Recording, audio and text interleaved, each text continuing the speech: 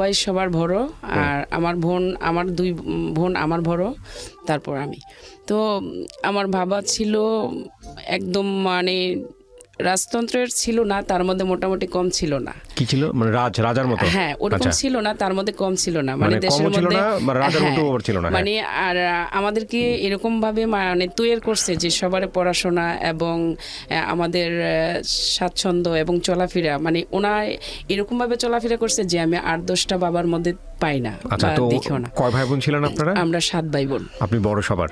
না, আমার বড় মানে 2 বোন 2 ভাই। আচ্ছা। তো এখন বড় ভাই থাকলে ঘরের মধ্যে যে আদরের দুলালি হয়, মানে আর ঘরের মধ্যে সবচেয়ে আদরের দুলালি আমি। তো ওইরকম ভাবে বেরিয়ে উঠছি। যখন আমি স্কুলে ভর্তি হয়েছি, তো আমি পড়াশোনাতে খুব মেধাবী ছিলাম। হ্যাঁ, তো স্কুলে আসা যাওয়ার সময় আমার ভাই এবং বড় আপু খুব কেয়ারফুল, মানে আমাকে নিয়ে। চঞ্চল ছিলাম এবং ভীতুও ছিলাম। মানে একটা অন্যায় করলে সেটা অনেকটা মানে ভিতুর মতো কাজ করতো, যে সেটা আমি অন্যায় করছি, নিজেকেই ফিল করতাম। তো এরকম করে যাক আমার শৈশব কাটলো। যখন আমি ক্লাস 7-এ পড়ি, তখন আমাকে রাঙামাটিতে নেওয়া হচ্ছে। মানে আমার বড় ভাই যাকে পরিচয় দিইনি, সে সেনাবাহিনীতে ছিল এবং মেজর ছিলেন। তো এখন আমি যখন রাঙামাটিতে চলে গেছি, ওখানে যাওয়ার পরে আমাকে ভর্তি করাবে, তো কোনো কারণে আর ভর্তি হয় নাই, চলে আসছি। চলে আসার পরে আমি গ্রামে ওখানে ছিলাম, তো অনেক হেভি লম্বা চূড়া মোটা কাটা, মানে একদম যেরকম হয় একটা মেয়ে উপযুক্ত হওয়ার জন্য, তো হয়ে গেছি। এখন আসার পরে সবাই বিয়ের জন্য মানে তাকাচ্ছে যে বিয়ে করাবে, মানে আমাকে বিয়ে দিবে। তো একটা ছেলে সেনাবাহিনীতে জব করে। কোন ক্লাসে পড়েন তখন আপনি? তখন আমি ক্লাস 7-এ মাত্র। হ্যাঁ, মানে বারন্ত ছিলেন এই কারণে? হ্যাঁ, তো ক্লাস 7-এ যখন পড়ি আমি খুব চঞ্চল ছিলাম, বৃষ্টিতে মানে না ভিজলে নয়। তো আমার ভাইস্তা এবং আমি খুব তড়িহড়ি করে মানে দৌড়াদৌড়ি করতাম। এক ভাই আমাকে দেখে খুব ওর ইচ্ছে হচ্ছে যে আমাকে ওর সঙ্গে নিয়ে বানাবে। পরে আমার ভাবিকে প্রস্তাব দিল যে ওকে আমি নিব। পরে বলছে যে ক্লাস 7-এ পড়ে ছোট্ট একটা মেয়ে, এখন তো ওর বড় বোনও আছে, এবং আমার বড় বোন বিয়ে হয়ে গেছে, শুধু আমি সিরিয়ালে। তো বলছে যে এখন আমি বলতে পারবো না, আমার শ্বশুর শাশুড়ি তারা জানে। তো পরে আমার আব্বা গেল, যাওয়ার পরে, কারণ ছোট মেয়ের বিষয়তে এগুলো বলা উচিত না, তো পরে আমাকে গ্রামে পাঠিয়ে দিল। হ্যাঁ, তো তখন আমি রাঙামাটিতে থাকতেন কেন? আমার ভাইয়ের সাথে পোস্টিং ওখানে। তো আপনি থাকতেন শুধু ভাইয়ের সঙ্গে নাকি সব পুরো ফ্যামিলি থাকতো? না, মানে ফ্যামিলি আসা যাওয়া করতো, মানে আমি ছিলাম। আপনি থাকতেন ভাইয়ের সঙ্গে? ভাই তখন বিবাহিত ছিল? হ্যাঁ, মানে ভাইস্তাও ছিল। ও আচ্ছা আচ্ছা। হ্যাঁ, তারপর এখন ওখান থেকে এসে যখন আবার ক্লাস 9-এ ভর্তি হয়েছি, এসএসসি দিব আমার কুমিল্লা থেকে, 9-এ ভর্তি হয়েছি। এখন বিয়ের গ্রামের অঞ্চল তো বুঝতেই পারছেন, এদিক সেদিক থেকে বিয়ে আসা শুরু হচ্ছে। এদিক সেদিক থেকে বিয়ে মানে আমার ঘরে আসেনি। যে লোকটা পছন্দ করছিল ওটার নাম কি? ওর নামও আমি জানি না, কিন্তু অনেক দূর থেকে আমার ভাবির কাছ থেকে শুনছি যে ও ভাই আর্মি পার্সন ছিলেন। হ্যাঁ, আচ্ছা, সেনাবাহিনীতে জব করতে। মানে আমাকে উনি ফার্স্টে দেখতে আসছে যে আমাকে বিয়ে করছে, ঠিক আছে। তো উনি ফার্স্টে দেখতে, ওনার ভাই আসছে, আমি ক্লাস করতে স্কুলে আসছি, ক্লাসের মাঠে বসে বসে গল্প করতেছি। এমন টাইমে কেন যে আমার ভিতরে এই কথাটাই আসছে যে এখন যদি কারো গার্জিয়ান এসে বলে যে বিয়ের জন্য মানে ছেলে দেখতে আসছে, এখন আমারই আসছে। ওই জায়গাতেই মানে সেকেন্ডের মধ্যে আমার আব্বা যে হাজির। তো সবাই হই হই করে মানে হাসতেছে, তোর বাবা চলে আসছে, তোর বিয়ে আসছে। আমি যা কেন যে আসছে দেখি। পরে এগিয়ে গেছি, কি হিসাব্বা, তোমার মা অসুস্থ, চলো বাড়িতে। আর এন্দা মানে বাড়িতে মেহমান বসায় রাখছে, মানে আমাকে দেখতে আসছে। তো তারপর বাড়িতে এসে দেখি যে এই অবস্থা, রিক্সাতে বাজার টাজার, বলছি যে এত বাজার এত আম্মা অসুস্থ, বাসায় চলো তারপরে দেখবে। পরে বাড়িতে আসছি, আসার পরে দেখি যে তারা একদম বিয়ের ধুমধাম, ঠিক আছে। তখন দেখে চলে গেছে। পরে আমার আম্মা আমাকে প্রশ্ন করছে, পরের দিন স্কুলে যাচ্ছি, তখন ড্রেসিং টেবিলের সামনে আম্মা প্রশ্ন করতেছে যে তুমি কি বলো। আমি বলছি যে আমার ফার্স্টে মানে হচ্ছে আমার পরীক্ষা, আমি সাপ্টার মনে করি আমার পরীক্ষাটা, আমি পরীক্ষা দিব, এসএসসি পাস করব, তারপরে আমি ইন্টার যাব, তারপরে এটা তোমাদের মানে ডিসিশন।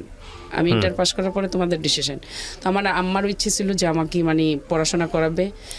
তো আমার আব্বার একটাই কথা যে আমি বিয়ে দিয়ে দেব, ঠিক আছে। তো বিয়ে দিয়ে দিব। এখন ওদের সাথে ফয়সালা সেলিম দেশের বাইরে থেকে আসছে, সৌদি থেকে, মানে স্বর্ণগয়না দিবে। ঠিক আছে। তো স্বর্ণগয়না দিবে, তার জন্য আমাকে মানে বিয়ে আমার বাবা দিয়েই দিবে। তো দিয়ে দিবে, আমার আম্মাও আমার বড় আপার বাসায় চলে গেছে, যাতে আমাকে ছাড়া তো আমার অ্যাবসেন্টে তো বিয়ে দিবে না। তারপরও আমার আব্বা কথা রেডি করে ফেলছে। এদিক দিয়ে ক্যান্টনমেন্টে আবার কোয়ার্টার পাইছে, আমার ভাই টেলিগ্রাফ পাঠাইছে যে আমি ইবাকে আর মানে আমার ভাবির কথা বলছে যে ওকে নিয়ে আসবো, আমি কোয়ার্টার পেয়ে গেছি। তো এখন আব্বা টেলিগ্রাফকে গুরুত্ব না দিয়ে বিয়া একদম ফাইনালি সেপ্টেম্বরের 5 তারিখে অলরেডি ডেট ফেলে দিছে এই 93-তে। তো বড় ভাই গেল, যাওয়ার পরে বলতেছে যে আমি তাদেরকে বৃহস্পতিবারে নিয়ে যাব। হ্যাঁ, পরে বলল যে না, ওর বিয়ে ঠিক হয়ে গেছে, তুমি আসতে হবে। কেন বিয়ে ঠিক হয়েছে, মানে একটুক বাচ্চা কেন বিয়ে দিবেন? পরে আমার ভাই মানে খুব করে চলে আসছে, 1 মাসের টাইম ছিল আর কি হাতে বিয়ের। পরে বিয়ে হয়ে গেল, আমার ভাইও গেল বিয়ে টিয়ে হয়ে। এখন ওদের বাড়িতে যাওয়ার পর কথাবার্তার মধ্যে ছিল যে আমাকে পড়াশোনা করাবে, ঠিক আছে। তো এখন পড়াশোনা আর করাবে না, ও দেশের বাইরে বিয়ের 7 দিন। তখন তো তুলে নেয় নাই, আপনার বিয়ে হয়েছে? হ্যাঁ, বিয়ে হয়েছে। আচ্ছা, সেপ্টেম্বরের 5 তারিখে আমার 93-তে বিয়ে হয়েছে। তো আমাকে ও 3 মাস 7 দিন পর দেশের বাইরে চলে যাবে। এর মধ্যে কথা চলতেছে যে ছেলে কি করতো? দেশের বাইরে থাকতো। ছেলে দেশের বাইরে থাকতো? কোন দেশে থাকতো? সৌদিতে। আপনার চেয়ে বয়সের ডিফারেন্স কত ছিল? প্রায় 20 থেকে 15। আপনি তখন কোন ক্লাসে পড়েন? ক্লাস 10-এ? হ্যাঁ, ক্লাস 15 থেকে 16 বছর বয়স আপনার। হ্যাঁ। আর ওর বয়স হলো 30 থেকে 32। হ্যাঁ। আচ্ছা, তো তখন আমাকে, আমি বলছি যে আমি পড়াশোনা করব, আমাকে মানে ওরকম ভাবে মানে ঘরে বলা হোক যে না, রুবি এখানে থাকবে না, সরি এবার থাকবে না, আমি ইয়ে করব। হ্যাঁ, পরে ওরা কি করলো, মানে পড়াশোনা করাবে না। হ্যাঁ, বিয়ের দিনের ঘটনা। আজকে আমাকে বিয়ে হয়েছে 2-2.5 ঘন্টা হচ্ছে, আমার মুখ দেখাইতে বলছে, ঠিক আছে। ওদের মানে একটা রুমের মধ্যে দিছে আমাকে মুখ দেখানোর জন্য, মানে সবাই শেষ দেখে যাবে। হ্যাঁ, সবাই দেখে যাবে এবং ওর সাথে আমাকে মিষ্টি মুখ করাবে, ঠিক আছে। ও তখন আমি তো আর জানি না, ও আমাকে 20টা টাকা দিছে হাতে, সেটা আমি জানি না। আচ্ছা, ঠিক আছে। তো আমি হাতে এইভাবে মানে টিস্যুর মতো। ছেলেকে দেখেছিলেন এর আগে আপনি বিয়ের আগে? হ্যাঁ, পছন্দ করেছিলেন? ছেলে দেখেছি, হয়তো আমি জানি না যে এটা ছেলে, আমি ভাবছি ওর বন্ধুকে যে এটা ছেলে, কারণ আমার বাবা তো আমাকে এরকম ছেলে ছাড়া বিয়ে দিবে না, ঠিক আছে। তারপরে বিয়ের দিন দেখছি যে না, যখন বরযাত্রী আসতেছে যে এই ছেলের কাছে আমি কিভাবে কবুল বলবো, তখন আমার মাথায় এলোমেলো হয়ে গেছে। কেন?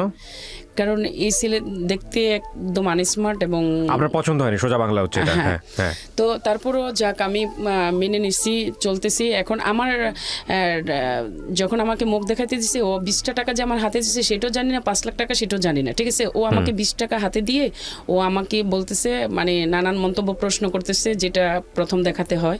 তো আমি চুপচাপ বসে আছি। যখন ফজরে আজান দিছে, ও আমার পিছনে একটা লাত্তি দিয়ে একদম হামাগুড়ি দিয়ে আমাকে ফেলে দিয়ে চলে গেছে, 20টা টাকা হাতে থেকে নিয়ে, ঠিক আছে। মানে এটা কি বাসর রাতের গল্প বলতেছেন আপনি? না, এটা প্রথম দিন, মানে বিয়ের প্রথম দিন রাত্রে, মানে 2-2.5 ঘন্টা পরে। আমি একটু শেষ করি। বিয়ের প্রথম দিন রাত্রে তো আমরা যতটুকু জানি বাসর রাত না, ওইটা ওইভাবে এখনকার মতো হয় নাই, মানে 3 দিন পরে হয়েছে। আচ্ছা, না আমি তাহলে ওই রাতটা কি ছিল? সবাই আসা যাওয়া করতেছিল? হ্যাঁ, সবাই আসা যাওয়া, মানে আমাকে ছেলের মুখ দেখাবে, ছেলেকে আমার মুখ দেখাবে, মানে মিষ্টি মুখ করা, এটা মানে আমাদের গ্রামের চাল। আচ্ছা, এই আপনি তখন আপনার বাড়িতেই ছিলেন? হ্যাঁ, আমাদের বাড়িতেই ছিলাম। 2-2.5 ঘন্টা হয় বিয়ে হয়েছে। আচ্ছা, ওদের বরযাত্রীও মানে এখানে মানে কিছু লোক আছে, কিছু লোক চলে গেছে। তো তখন আমাকে মানে এসে আপনাকে আলাদা রুমে কথা বলতেছিল? কথা বলতে দিছে। তো সবাই মিলে মিষ্টি খাওয়াবো। তো আমাকে ও 20টা টাকা হাতে থেকে টান্দা নিয়ে পিছনে একটা লাথি দিয়ে মানে আমাকে একদম হামাগুড়ি দিয়ে ফেলে দিছে। আমি তো কেন এটা করলো আমি নিজেও জানি না সত্যি, কারণ ওর তো 2.5 ঘন্টা হয়েছে বিয়ে হয়েছে, ওর সাথে তো আমার কোনো আগেরও কথা নেই, এখনো কথা কিছু জিজ্ঞেস করতেছিল যে অ্যানসারটা এরকম জিজ্ঞেস করতেছিল? আমি কিছুই জিজ্ঞেস করি নাই। না, ও জিজ্ঞেস করতেছিল কিছু?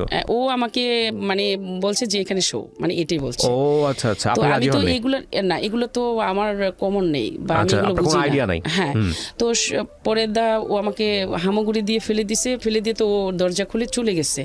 পরে আমি আমার খালাতো বোনকে বললাম যে এটা কি করলো, মানে এটা কেন হলো? পরে বলছে চুপ, বা মানে বাসা বড়, মানে প্রায় ওদের বাড়ি আমাদের বাড়ি, আমার আপুদের বরযাত্রীও ছিল, মানে 1500 মানুষ। বলছে যে সবাই শুনবে, চুপ, আমি এটা পরে দেখছি। এই কথা বলে এখন উনি শেষ করে ফেলছে এখানে। তো পরবর্তীতে 3 দিন পরে মানে ওদের বাড়িতে আমাকে নিবে, ঠিক আছে। 3 দিন পরে নিবে। ওদিনকে সকাল বেলায় মানে জামাইরা একটা বাজার করে, ঠিক আছে, সামথিং বাজার করে আসছে, এসে তারপরেও আমাকে বলছে যে ও ঘুমাইতে বলতেছে আমি একটু ঘুমাবো। তো ঘুমাইলে ঠিক আছে, তুমি এই ঘরে একটু ঘুমাও। এখন আমাকেও দিছে, কয় ও ঘরে একটু যা। তো আমি ওখানে গেছি, যাওয়ার পরে ও আমাকে, আমি খুব সুন্দর করে ওদিনকে সেজেছি, মানে একটা বাটিকের মধ্যে মিষ্টি কালার একটা কাপড় পরেছি এবং সব গয়না টনা পরে খুব সুন্দর করে সেজেছি। তারপর উনি আমাকে আমার চেহারার দিকে না তাকিয়ে উনি আমাকে কোনো অন্যরকম উইশ না করে, হ্যাঁ, উনি আমাকে, ওনার ওয়াইফ, উনি আমাকে জড়িয়ে ধরতে পারতো। উনি আমাকে কি বললো যে আমাদের বাড়িতে আজকে যাবে, যে নেকড়াটা সহকারে যে আমাদের বাড়িতে নিয়ে যাও। ন্যাকড়া কি জিনিস? মানে একদম ফার্নিচার থেকে ধরে টোটাল একদম মানে কিচেনের নেকড়া পর্যন্ত যে আমি তাদের বাড়িতে নিয়ে যাই। আচ্ছা, আমি একদম, তখন কথা ছিল যে আমরা ভেঙে ওকে নিয়ে যাব, একটা টাকার কিছু আপনারা দিবেন না, বা খরচও আমরা, বরযাত্রী খরচ আমরা দিব। তারপরও আমার আব্বা আমাকে গুলটে দিছে এবং মানে সম্মানের জন্য, এবং খানার খরচ আব্বা করছে। এখন এইভাবে বলাতে আমি একদম ভেঙে পড়ছি, আমি কান্না করতেছি। পরে সবাই চলে আসছে, ও বের হয়ে গেছে। পরে বলতেছে কি হয়েছে, ও কান্না করতেছে কেন?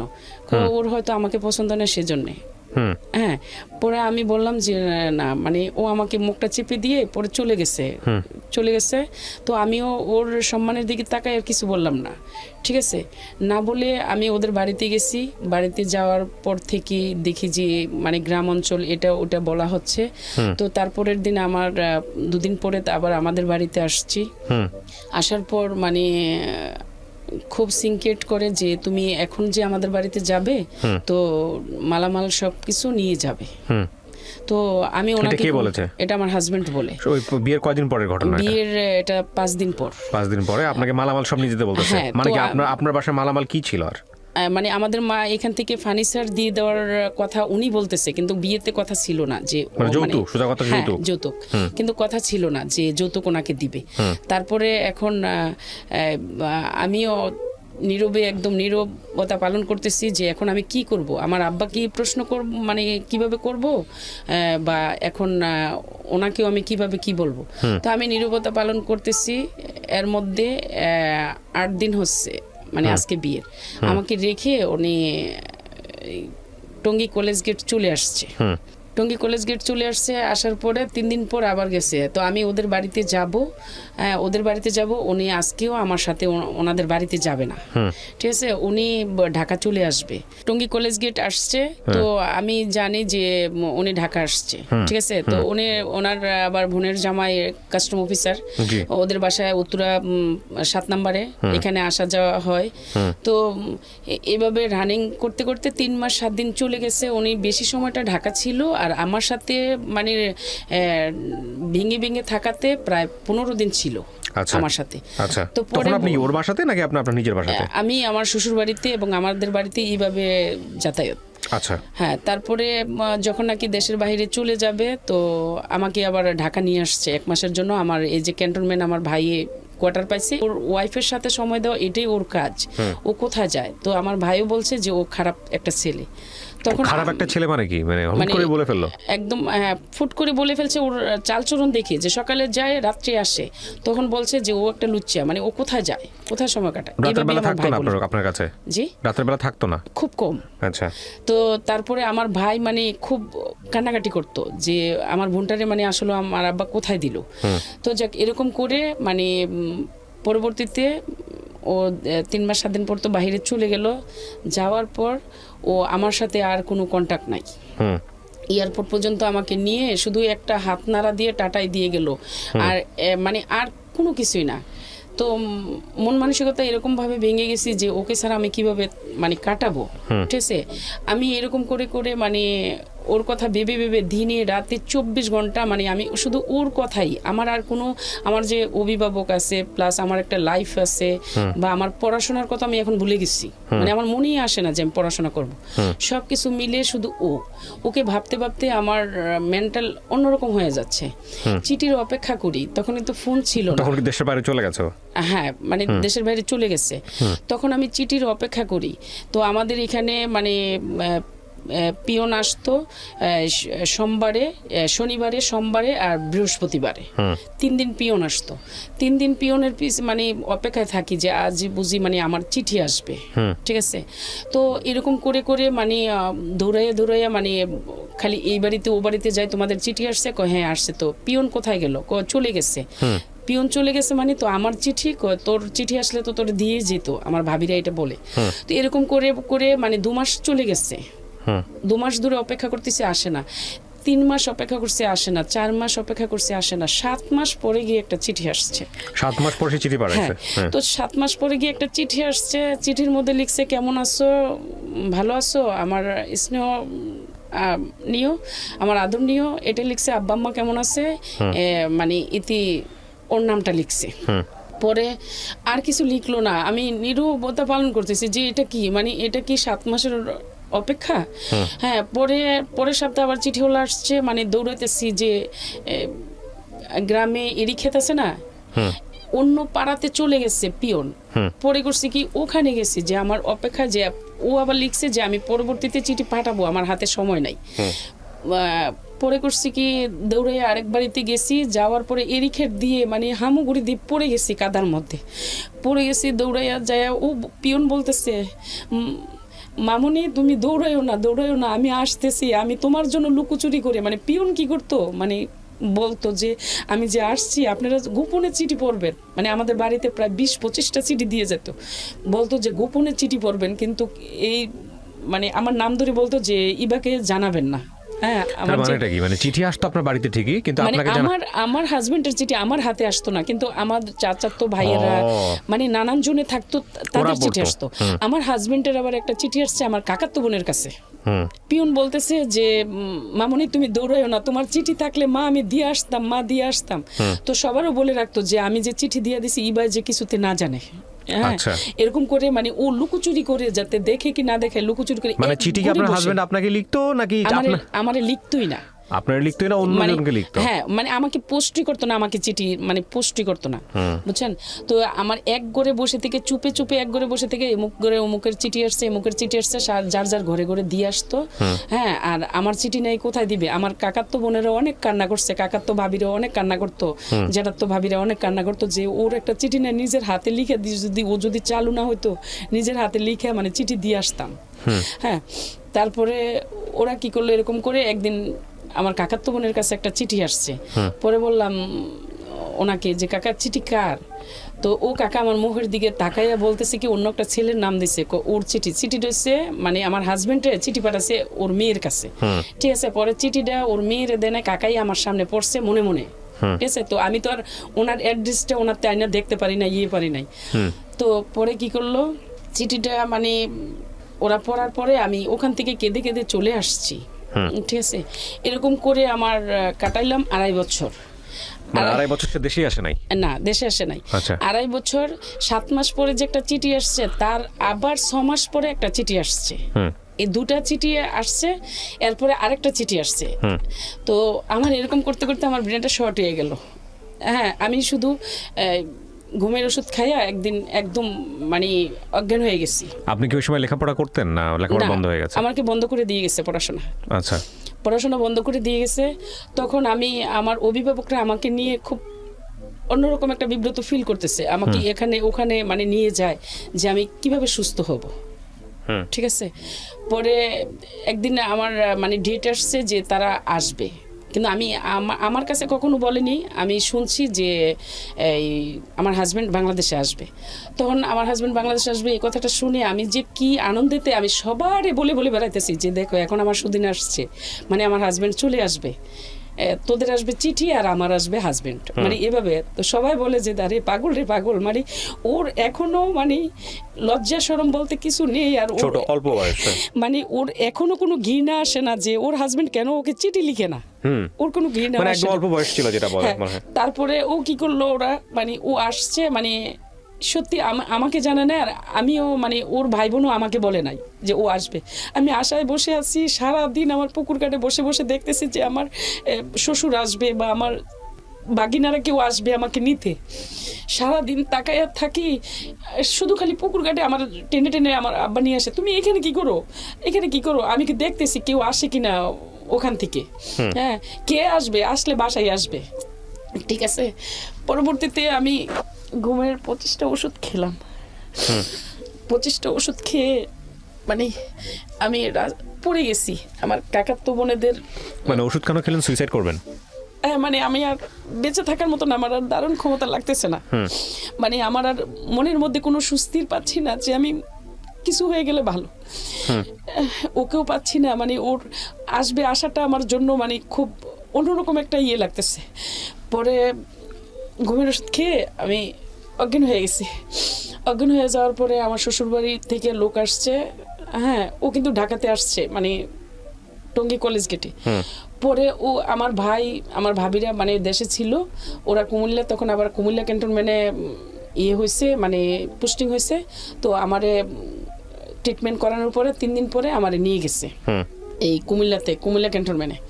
কুমিল্লা ক্যান্টনমেন্টে নিয়ে গেছে, নিয়ে যাওয়ার পরে আমি ওখানে 3 দিন পরে আমার ছোট ভাই আর আমার এক ফুফাতো ভাই গেছে যে তোর হাজবেন্ড আসছে।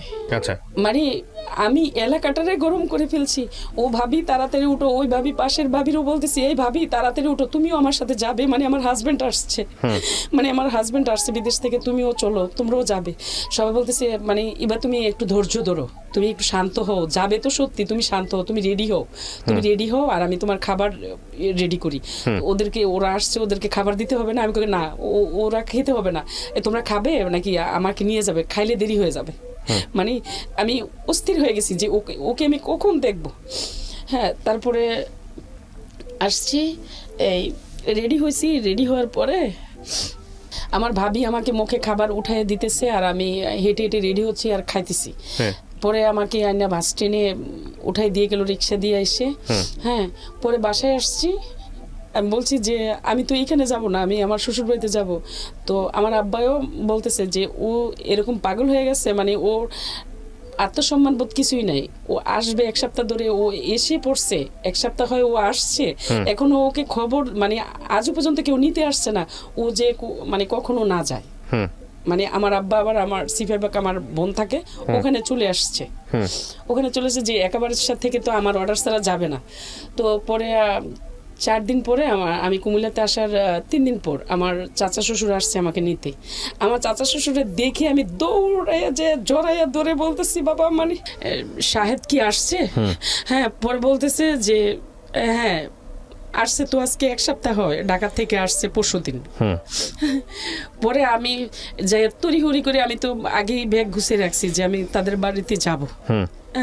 যাবারের পর মানে আমার আম্মা বলতেছে তোমার আব্বা তো নিষেধ করে গেছে যে তুমি যাবে না।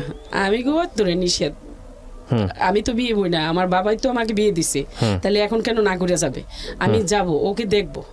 পরে বাড়িতে মানে গেছি, যাওয়ার পর আঞ্চলিক ভাষায় মানে আমার শাশুড়ি আমাকে বলতেছে হাইয়ের পাগল হয়ে গেছে, দৌড়ে আসছে, ওরে যে যাইয়া আনতে হবে ওইটা দেখছে না, বেড়ার কথা শুনছে, দৌড়ে এসে পড়ছে। আমি আর এগুলাতে কোনো কান নেই, যাইয়া ও সিলিংয়ের উপরে উঠে আসে, লাকিসেতে কি যে নামাইতেছে, সিলিংয়েতে নিচে নামছে, পরে আমি ওরে জড়াইয়া যাইয়া মানে সবার সামনে জড়াইয়া ধরছি, মানে কেমন আছো। কত বছর পরে এটা? 2.5 বছর পর। 2.5 বছর পর। আচ্ছা। পরে জড়ায় ধরছি ওকে সবার সামনে, ওর মানে ফুফাই শাশুড়িরা, চাচা শ্বশুররা, ওর বাবা মানে ওর মারা, মানে ওর বোনের জামা, সবাই এখানে সবার সামনে জড়ায় ধরছি যে কেমন আছো। ও আমাকে ধাক্কা মেরে মানে ফেলে দিল, ধাক্কা মেরে ফেলে দিল। পরে আমি কি করলাম যে ওকে দেখছি না, মানে মনে হচ্ছে কি আমার অশান্ত মনটা একদম শান্ত হয়ে কলিজাটা একদম শীতল জায়গায় বসে গেছে যে ওকে দেখছি। পরে আমি বারবার উকি ঝুঁকি মারি যে আমি তো ওকে মানে ইয়ে করলাম, হ্যাঁ দেখছি তো, ও তো আর এদিকে আসে না। পরে আমার শাশুড়ি আমাকে রান্না করতে দিল, আমি রান্না করতেছি, আমার অস্থিরতা বেড়ে আবার যাচ্ছে যে ও কেন এদিকে আসে না, ও কেন এদিকে আসে না। হ্যাঁ, পরবর্তীতে ওকে কি করলাম, মানে ওর ভাগিনারে দিয়ে, মানে আমার ভাগিনারে দিয়ে খবর দিছি যে তোমার মামাকে একটু আসতে বলো, তারপরও আসে নাই। ঠিক আছে, পরে রাত্রে 10:30 বাজে খেতে গেছে, 10:30-10টার মধ্যে খেতে বসছে। পরে ও আমার দিকে একবারও তাকায় না। পরে কাঁঠালের বিচি দিয়ে আমার শাশুড়ির সামনে আমি ওর উপরে ঢিল মারতেছি যে উনি আমার দিকে তাকায়। ও কাঁঠালের বিচিগুলো নিয়ে পকেটে রাখতেছে। পরে ও নিচে নুয়ে মানে নিচের দিকে তাকিয়ে খেয়ে চলে গেছে পাশের রুমে। চলে যাওয়ার পরে আমি কান্না করতেছি যে এ কি, মানে ও তো পাগলের মতো, যে এক্সপেক্ট করছিলাম সেই এক্সপেকটেশন মিলতেছে না। হ্যাঁ, পরে ও যে 3 দিন মানে ওর 1 সপ্তাহ হয়ে আসছে, আইসা কলেজ গেটে মানে 3-4 দিন ওর মামির সাথে মানে রিলেশন ছিল ওর মামির সাথে, তো ওগুলো জানছি, ও তখন এগুলো জানা হয়ে গেছে। তারপরে ও কি করলো মানে আমার দিকে তাকায় না, ওর রুম মানে ওর বাবার রুমে চলে গেছে, ওর বাবার রুমে খাইয়াই যায় ওর সব সময়, এখনো এই কাজটা আছে, মানে খাওয়ার পরে ও গন্তব্যে ঘুমায় যাবে। তো ও করছে কি ওর বাবার খাটে পড়ে ঘুমাচ্ছে, আর আমি আমার জালের সাথে মানে শুয়ে আছি। তো শুয়ে তো আমার তো আর আমি 15 দিন 20-25 দিন ঘুমাইনি। হ্যাঁ, শুয়ে আছি, শুয়ে আমার বুকের যন্ত্রণা এমনটা ভাবে বাড়তেছে যে মানে ও আসেনি, সেটাই ছিল, এগিয়ে আসবে, আর এসে এখনো এসে যা দেখতেছি সেটা অনেক ভয়ঙ্কর রকম। মানে ও ওই রুমে ঘুমাচ্ছে আর আমি এখানে, রাত 2:30 বেজে গেছে। পরে আমার শাশুড়িদের জালেদেরও বিবেক নেই যে ওরা তো হাজব্যান্ড ওয়াইফ, মানে এত বছর পরে আসছে, বা ছেলের তো অনেকটি দোষ, তো 8 দিন ঢাকা ছিল, 5 দিন ঢাকা ছিল, তো এখন ওরে আমি মানে ওদের ঘরে দিই। হ্যাঁ, 2:30 যে বাজলে পরে বলতেছে এই উঠে তোদের রুমে তোরা যা। পরে 2:30 বাজে উঠে ওর ঘরে চলে গেছে, বলতেছে এই মনির মা পানি নিয়ে আসো, পানি নিয়ে যাও, মানে নিয়ে এসো 1 জগ। এটা বলার পরে আমি 1 জগ পানি নিয়ে ওদের ঘরে মানে ওই রুমে গেলাম। হ্যাঁ, একটু কাদা পাড়াইয়া মানে অন্য ঘরে যেতে হয়, তো অন্য ঘরে গেছি। যাওয়ার পরে ওর কাদা মাখা পা গুলা আমি ও জগের পানিটা দিয়ে মানে ধুলাই করে দিছি। ধুলাই করে দিয়ে আমার আঁচল দিয়ে ওর পা গুলা মুছে দিছি।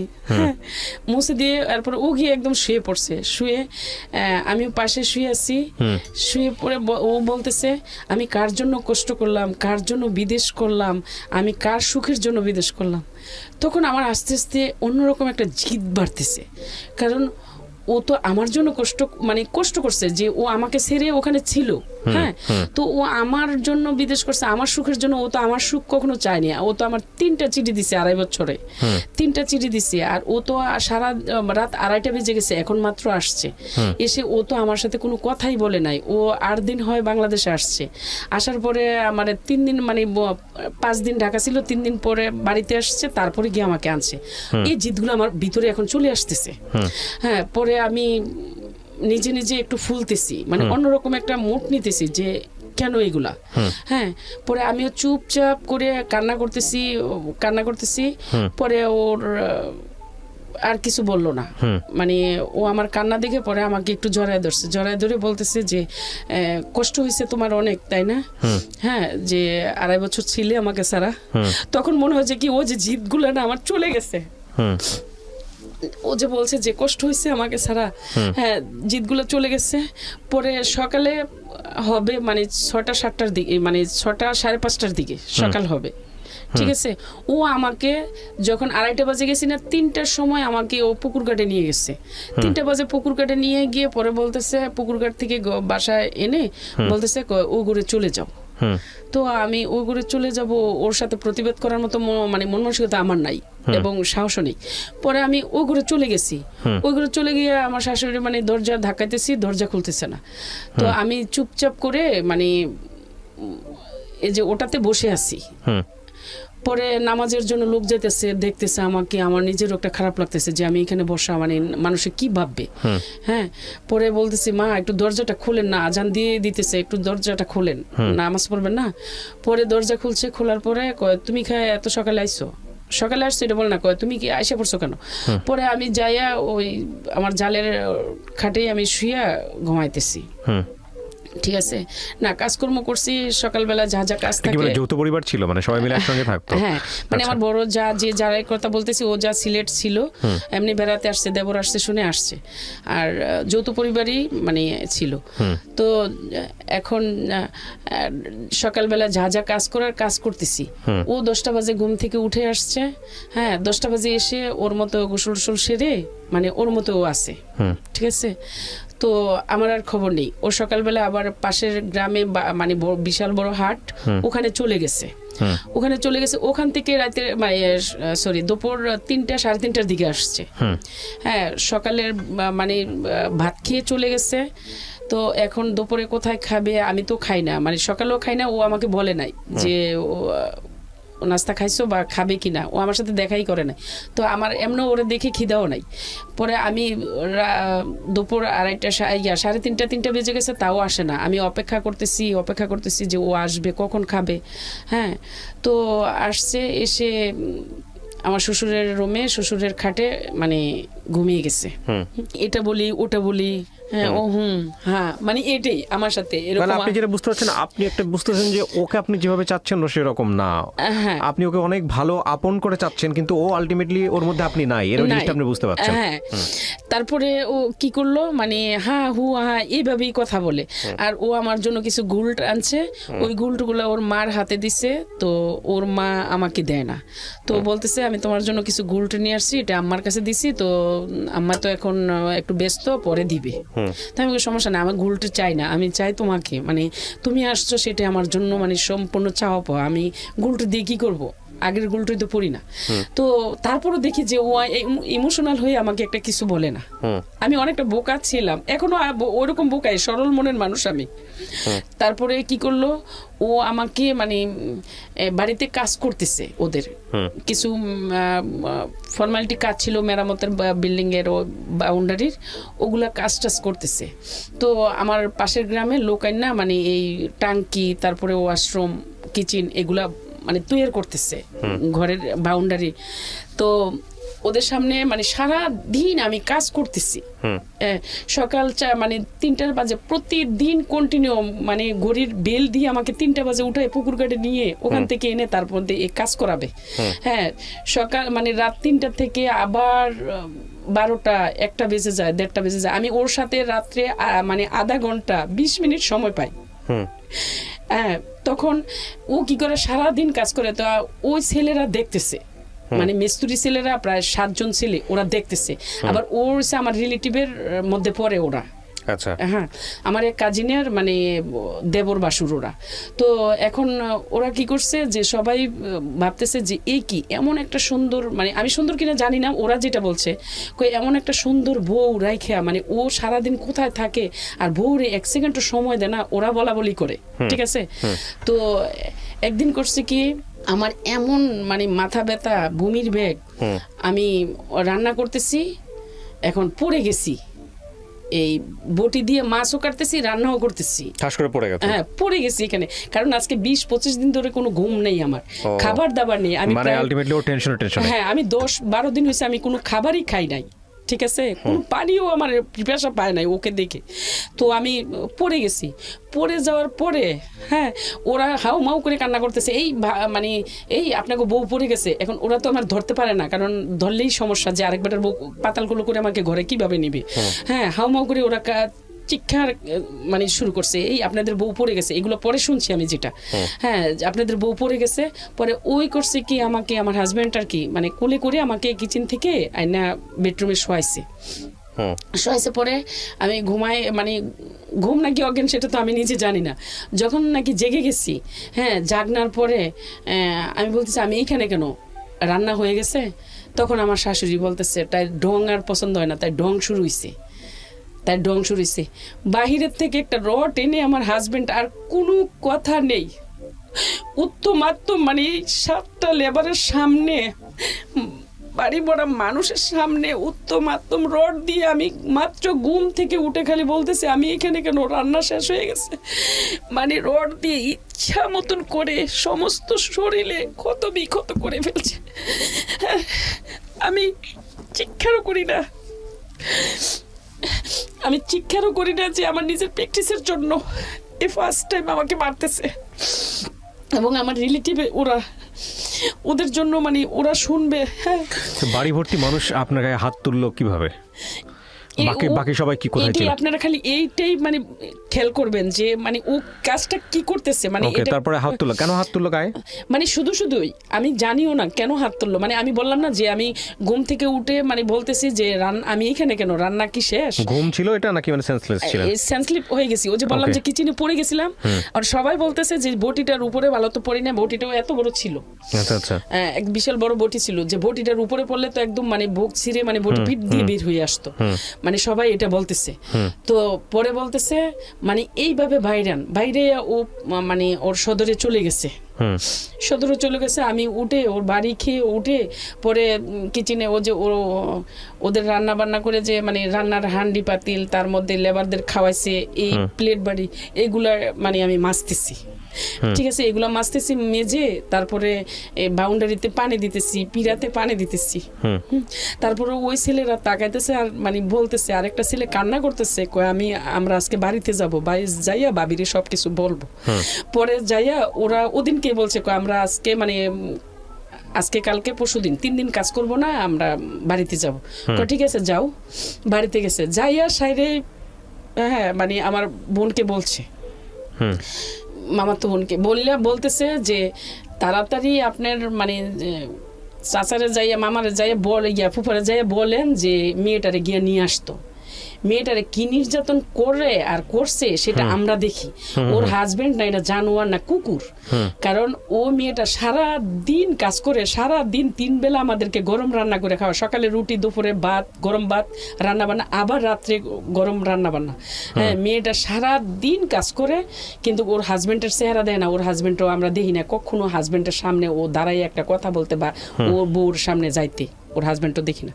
তো ওরা করছে কি বলার পরে আমার মামাতো বোনে আসছে আমাদের বাসায়, আইসা বলতেছে মানে আমার আম্মারে, ফুফুগো মানে যদি রুবিরে বাঁচানোর হয় মানে এবারকে বাঁচানোর হয় তাহলে তাড়াতাড়ি আপনারা ইয়েতে যান, মানে এবার শ্বশুর বাড়িতে যান, যাইয়া গিয়া নিয়ে আসেন।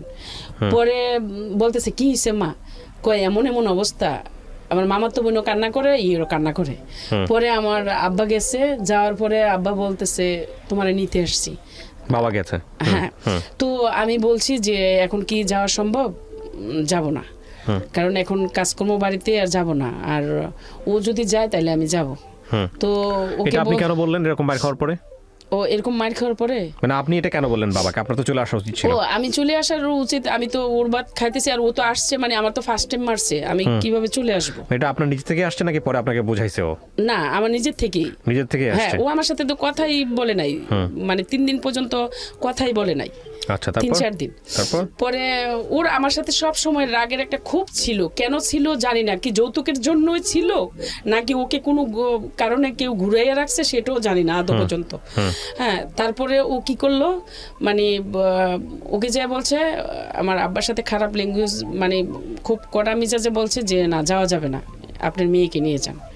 তখন আব্বা বলছে জামাই যাবে না, তুমি যাবে, তোমার নিয়ে যাব। মানে আব্বা যে এগুলো শুনছে সেটা তো আর আমি জানি না। হ্যাঁ, তো আমাকে নিয়ে যাবে। পরে আমি বলছি যে না আমি যাব না। কয় না তুমি এখানে থাকলে মারা যাবা। আমি কিসের মারা যাব? কয় তোমারে এরকম এরকম করে নাই।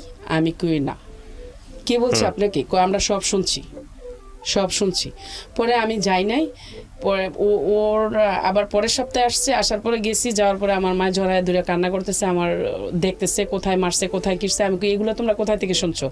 কয় ওই আপার কথা বলছে যে ও আইসা সব কিছু বিস্তারিত বলছে, আর তুমি কি নির্যাতন সইতেছো হ্যাঁ সবই আইসা বলছে, সব এই মিস্ত্রিরা দেখে আইসা মানে তোমার আপার কাছে বলছে। পরে ও কি করলো, কাজ শেষ, ছুটি আনছে 6 মাসের, ঠিক আছে। তো ও ইন্দোনেশিয়ার মেয়ে ওখানে রেখে আসছে, সেটা তো আমি বাংলাদেশ থেকে জানি না। তো ও ইন্দোনেশিয়ার মেয়ে রেখে আসছে, ওখানে ছুটিটা কাটাবে, ঠিক আছে। তো ও 1.5 মাস ছিল। এর মধ্যে ও আমাকে এইভাবে দেখায়, আমার কাজ শেষ থাকা শেষ, কিবরিয়া ভাই হাতটা এইভাবে এরকম করে, আমার কাজ শেষ থাকা শেষ। তখন আমি বলতেছি তুমি তো 6 মাসের ছুটি নিয়ে আসছো, তো তোমার কাজ শেষ থাকা শেষ মানে অন্তত তুমি তো 6 মাস না থাকো 5 মাস থাকবা। হ্যাঁ, তুমি আমার আর কত মানে কষ্ট দেবে, তোমার ছাড়া আমার আর সম্ভব না থাকা, তুমি আর যেতে পারবা না। হ্যাঁ, পরে ও কোনো পাত্তাই দেয় না।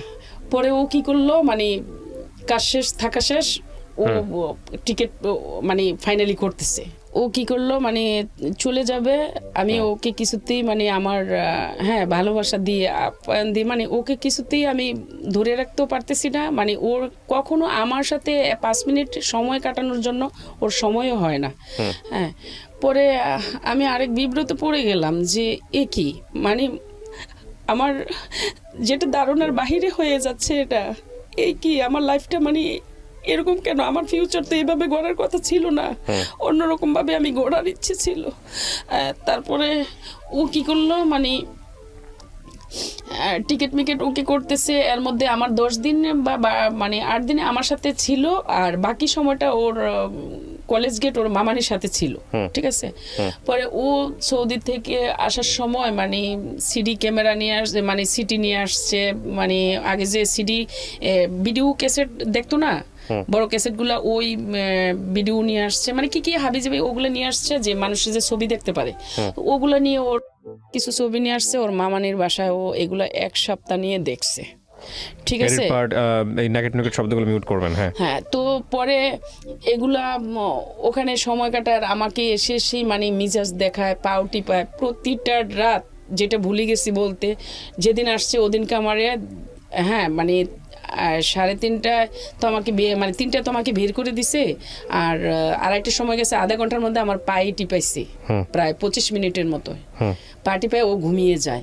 পরে যাক মানে যেই হলো, তো এরকম করে প্রতিদিন 1.5 মাস আমাকে পায়ে টিপাইছে। ওর সাথে মানে যেই সময়টা কাটাই, রাত 12টায় 1টায় যাইয়া যে সময়টা কাটাই, মানে ওর মায় দিনের বেলা সারাদিন ব্যস্ত রাখে কাজ দিয়ে, আর ও রাতের বেলায় মানে ওর মায় রাত 12টা পর্যন্ত আমাকে কাজ দিয়ে ব্যস্ত রাখে, আর ও আমাকে যে সময়টা যাবে ও করে পাও টিপাবে। তো আস্তে আস্তে পাও টিপি, মানে এরকম করে পাও টিপি ও ঘুমায় যায়, আর সারা রাত্র ওর পায়ের নিচে যেটুকু সময় পাই পায়ের নিচে পড়ে পড়ে কান্না করি। তো আমার দাদি শাশুড়িরা পাশের ঘর থেকে আসে, হ্যাঁ, ওকে বলে, হেই তুই কি মরে গেছস, তুই কি মরে গেছস, আমরা পাশের ঘর থেকে ঘুম ভাঙ্গে এসে পড়ছি, আর তোর বউ এইভাবে কাঁদতেছে, তোর খবর নাই। হ্যাঁ, টিনের মধ্যে এসে বাইরে বাড়ি করে। তো পরে হ্যাঁ কিসে তুই মরে গেছস, তোর বউ তোর ঘরের মধ্যে কান্না করে, আমরা পাশের ঘর থেকে ঘুম ভাঙে আসে পড়ি, আর তোর খবর নাই। হ্যাঁ, তো আমি জীবন দিয়ে কান্না করলাম, জীবন দিয়ে মানে কাজ করলাম, ভালোবাসলাম, কিন্তু তার বিনিময়ে আদৌ পর্যন্ত কিছু পাইনি। তো এরপরে কি করলো, ও চলে যাবে পরে সিডি কয় আমার মামা মানে মামানির বাসায়। তো মামানির বাসায় ওখানে নিয়ে রাখছে, ওরা বলতেছে যে তোর মামানির বাসায় কেন, আমি আনছি মামানির জন্য সিডি। পরে ও কি করলো, মানে এরকম করে মানে ছুটির সময় হয়ে আসছে, ও সিডি মিডি মামের কাছে দিয়ে ও আইসা পড়বে। ওর বাড়িতে একটা সিনকেট হইতেছে, পরে এর মধ্যে আমাকেও ঢাকা নিয়ে আসবে না, কারণ আমি বিদেশ যাইতে নিষেধ করতেছে, আমাকেও ঢাকা নিয়ে আসবে না। তারপরেও আবার কেন যে মত পাল্টাইছে, ঢাকা মানে নিয়ে আসছে। আনার পরে আমি যেদিন ওর ফ্লাইট, ওদিনকে সকালবেলায় আমাকে কাপড় আয়রন করতে দিছে। তো আমার তো এখন কাপড় আয়রন করার মন মানসিকতা না, ওকে কিভাবে ধরে রাখবো, ওর ফ্লাইটটা আমি কিভাবে।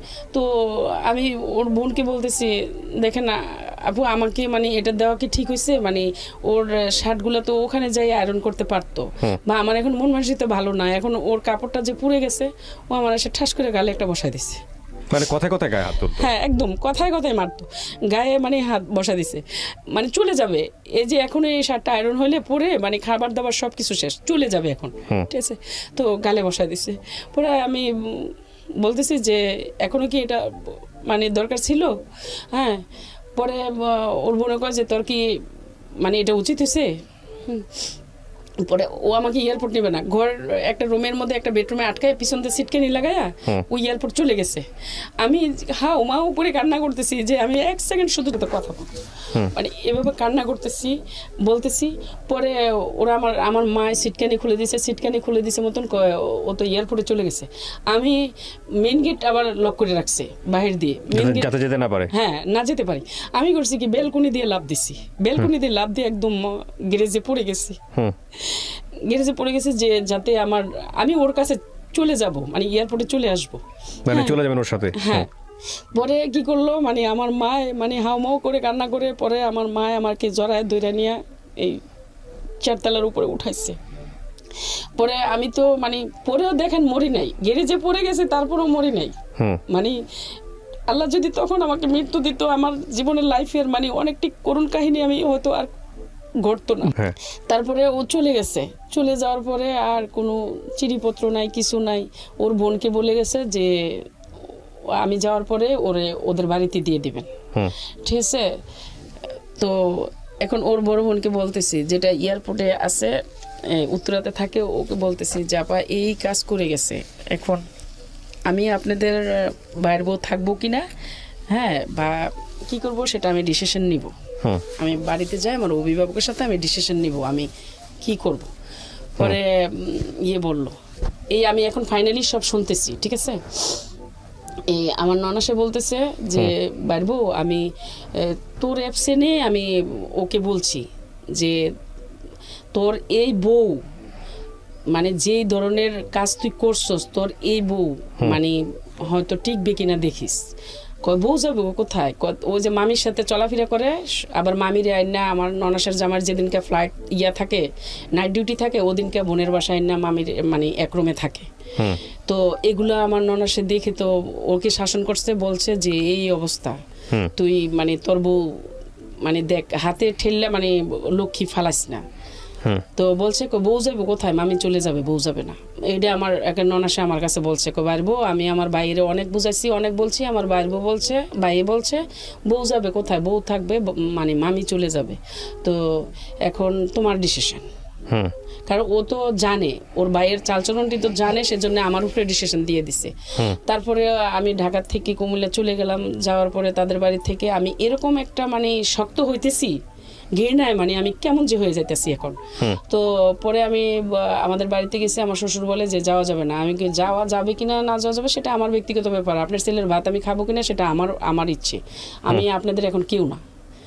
আমাকে দরজা আটকাইয়া যখন তারা ফ্লাইট করে মানে চলে যেতে পারছে, তাহলে ওর আর আমার কি দরকার? হ্যাঁ, পরে আমাদের বাড়িতে আসছি, আসার পরে আমার মাকে বললাম, মানে আমার বাবা মার একসাথে বসাইয়া বললাম যে দেখো তোমরা একটা ডিসিশন নাও, কারণ এই ছেলে দিয়ে আমার লাইফ যাবে না, এই ছেলে দিয়ে আমার সংসার হবে না। কারণ আপনি বললেন হ্যাঁ, আমার বাচ্চা কাচ্চা হয়নি, এখনই আমার একটা ফাইনাল ডিসিশন যাওয়ার একটা সময়। তো আমার মাই বলতেছে যে পরে নিয়ে আবার আফসোস করো। ওই কথাটা আমার আদৌ পর্যন্ত আমি ধরে রাখছি, যে আমার যে কখনো আফসোস করতে না হয় যে আমি কেন আগের স্বামীর ভাত খাইলাম না। ঠিক আছে, ওইটা মাথায় রেখেছেন। হ্যাঁ, আচ্ছা, আমার বাবা পছন্দ করে বিয়ে দিছে, আর আমার মার এই কথাটা আমি মনে রাখলাম, কারণ আমার কষ্টটা কিন্তু কেউ দেখলো না। হ্যাঁ, আমার মাকে আমি বললাম যে এই ছেলে দিয়ে আমার সম্ভব না সংসার করা, আমার এখনো বাচ্চা কাচ্চা হয় নাই, তোমরা ডিসাইড করো। তখন আমার মা প্রশ্ন করলো যে মা আবানি কখনো আফসোস করো? হ্যাঁ, তখন বলছি যে আলহামদুলিল্লাহ আর কখনো আফসোস করবো না, আমি তোমার কথাটা মাথায় রাখবো। হ্যাঁ, পরে আস্তে আস্তে আস্তে আস্তে আমার মেন্টালি অন্যরকম হয়ে যাচ্ছে, মানে আমি কষ্টে ওর জিদগুলা, তখন আমি এরকমভাবে আবার বুদ্ধি নিছি যে আমি যদি অন্য ছেলের সংসারে চলে যাই তাহলে তো ওর প্রতিশোধগুলো আমার আর নেওয়া হবে না। তো আমি ওর সংসারে থেকে থেকেই আমি ওর পাল্টা জবাবগুলো আমি দিয়ে দিব। ঠিক আছে, পরে আমি কি করলাম মানে আর এগুলা মাথার থেকে জেরে ফেলে দিলাম। ফেলে দেওয়ার পরে আমি একদিন আমার একটা খারাপ সিচুয়েশন তৈরি করতে চাইছে আমার শাশুড়ি। তো এটা আমার ননাসকে আমি ফেস করছি, ঢাকা আসছি, এসে ওকে অনলাইনে আমি এই যে টেন্টি লাইন থেকে ফোন দিছি, ফোন দিয়ে ওকে জানাইছি, জানানোর পরে বলছে যে আমি এক সপ্তাহের মধ্যে আসতেছি, তুমি তোমাদের বাড়িতে চলে যাও। তো আমি আমাদের বাড়িতে চলে যাবো কেন? তুমি তো আমার বলছো যে তোমার মার পা ধুয়ে পা টিপে খেতে হবে, তো তুমি এইভাবে তুমি যদি কাউকে লেলিয়ে দিয়ে রাখো, তোমার মাকে বলে এই অধিকার দিয়ে রাখছো তোমার মা এই, তাইলে আমি এইভাবেই তোমরা এইভাবে চাইলে আমি এইভাবেই খাবো। কয় না, তুমি তোমাদের বাড়িতে যাও, আমি আসতেছি। পরে আসছে মানে 10 মাস পরে আর কি, মানে 3 মাস পরে এই ঘটনা মানে ঘটাইতে চাইছে, 10 মাস পরে মানে 10 মাসের মধ্যে চলে আসছে। আসার পরে এই একই কাহিনী। আমার মেন হচ্ছে বাচ্চা হয়নি, তো আমার বাচ্চা নেওয়ার আগ্রহটা ওকে দেখাইছি, ও বাচ্চা নিবে না। ঠিক আছে, 10 মাস পরে যখন আসছে বাচ্চা নিবে না, আমি লুকাইয়া ওষুধ খেয়ে বাচ্চা কনসিভ করছি। এই বাচ্চাকে নষ্ট করার জন্য অনেকটাও চাইছে। ওর মামির সাথে এমনভাবে রিলেশনে জড়ায় গেছে, ও কিছুতেই আমার কাছে ফিরে আসবে না। ঠিক আছে, এগুলো আর কেউ জানতো না আপনি ছাড়া? হ্যাঁ, সবাই জানতো, ওর অভিভাবকরা সবাই জানতো। তো মামির মামা ছিল না? হ্যাঁ, এটা নিয়ে অনেক মামলা হয়ে গেছে। মামলা বলতে কে মামলা করছে? ওর মামা ওকে মারার জন্য মানে গ্রামে নিয়ে একদম 4 দিন পর্যন্ত ঘুম করে 50,000 টাকা দা গুন্ডা ভাড়া করে নিয়ে গেছে ওকে মারার জন্য। তারপরে ওখান থেকে মানে বের হওয়াটা। মামিকে ডিভোর্স দেয়নি কেন? হ্যাঁ, মামিকে ডিভোর্স মামির ক্লাস 10 এ পড়ে বাচ্চা, তখন আমার বয়সী মামি। এইজন্য ডিভোর্স দেওয়া যাবে না? মামিকে ডিভোর্স দিলে মানে ওরা চাইছে মামায় যে তোর ঢাকার জমি আমার নামে লিখে দিবি, আমার ওয়াইফের নামে লিখে দিবি, নাইলে ইয়ে করবো। তারপর আপনি যখন জানলেন আপনি তখন কি করলেন? আমি তখন মানে হতাশ, আমার কাহিনী তো হওয়া শুরু হচ্ছে মানে তারপরে হতাশ। কি করলেন আপনি? হতাশের না, মধ্যে আমরাও হতাশ আর কি আপনার অ্যাক্টিভিটিস দেখে। হ্যাঁ, বলেন মানে তারপর। হতাশ যে এই অবস্থা, মানে ওখান থেকে বের হওয়া যাবে না। তখন আমার বাচ্চা কনসিভ করার পরে আমার সাথে ও কোনো যোগাযোগ নাই, আমাদের বাড়িতে আসে না, আমার বাড়িতে রাখছে সবসময়। বেশিরভাগ আমাদের ও বাংলাদেশে থেকে আমাদের বাড়িতে রাখতো, আর বিদেশ থাকাকালীনে ওর মার সেবা আমার করাইতো। তো এখন বাংলাদেশে এসে ওর মামিরে নিয়ে সারা দিন রাত 24 ঘন্টা সময় কাটায়। ওর মামিরে নিয়ে সপ্তাহের মধ্যে একদিন আমার কাছে আসে, আইসা মানে খুব ব্যস্ততা, হ্যাঁ, আর ওর মামির কাছে থাকে। এরকম করতে করে বাচ্চা ডেলিভারি হয়েছে সিজারে, ঠিক আছে। সিজারে হয়েছে আজকে মানে 3 দিন না, আজকে 2 দিন। মানে হসপিটালে শুধু আমার মা আর আমি তো সিজারের মধ্যে এখানে আমার স্যালান চলতেছে, আর আমার বেবিটারে দেখার মতো শুধু আমার মা। তো আমার মায়ও এখানের কালচার কিছু বুঝতেছে না। তো ও কি করলো, মানে আজকে রাত্রে মামির কাছে চলে গেছে। মামির কাছে চলে গেছে, আমাদেরকে হসপিটালে রেখে মামির কাছে চলে গেছে। তো গেছে এই আজকের সন্ধ্যায় গেছে, আজকের রাত্রে ছিল, কালকের সারাটা দিন ছিল, এই রাত্রে 11:30 বাজে আসছে হসপিটালে।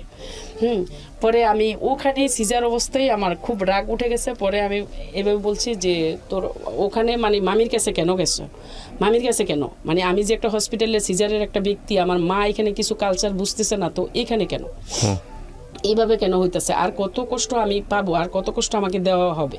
হ্যাঁ, পরে ও বের হয়ে গেছে, আবার বের হয়ে গিয়ে ওর বোনের বাসায় ঘুমাইতেছে। হ্যাঁ, পরে ফোন দিতেছি বাসায়, নার্সেরাও ফোন দিতেছে, আপনার ওয়াইফের এটা লাগবে, আপনি আসেন। পরে আমার ভাগ্নাকে পাঠাইছে, ঠিক আছে। পরে যখন আমাকে রিলিজ দিবে তো ওদিন আসছে, মানে 4:30টার দিকে, মানে ওদিনকে আসছে আমার রিলিজ নিয়ে যাবে।